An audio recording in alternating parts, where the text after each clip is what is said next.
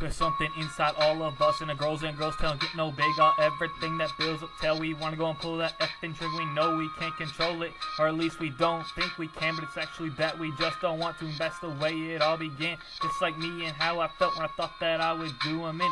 Tell you how many times I prayed that God hoping his life would end. When I held the knife to his throat, man, it felt so right. It's a crazy feeling when you wanna take a life. Like nothing can interrupt you in that moment that you're in. You forget about right and wrong and the mortality in your sin. The only thing that matters is that your pain will disappear. You do everything you can to become your enemy's biggest fear. Trust me, I've been before. I know just what it's like when you wake up in the morning and your days are always nights. You do everything you can, you're just trying to survive. But in order for this to happen, you gotta make sure he's not alive. I know I would've killed him if I had just been given the chance.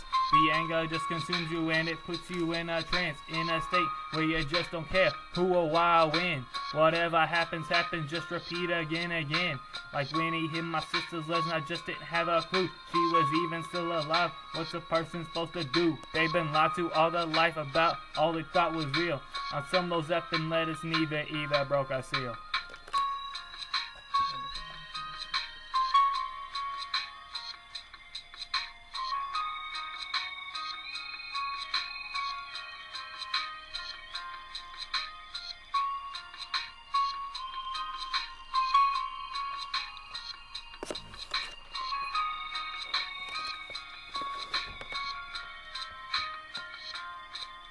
I thought there was something wrong with me when I'd see him dead at every turn. His eyes to close, his breath to stop was the only thing I yearned. Thank God it didn't happen, and there was something that I learned.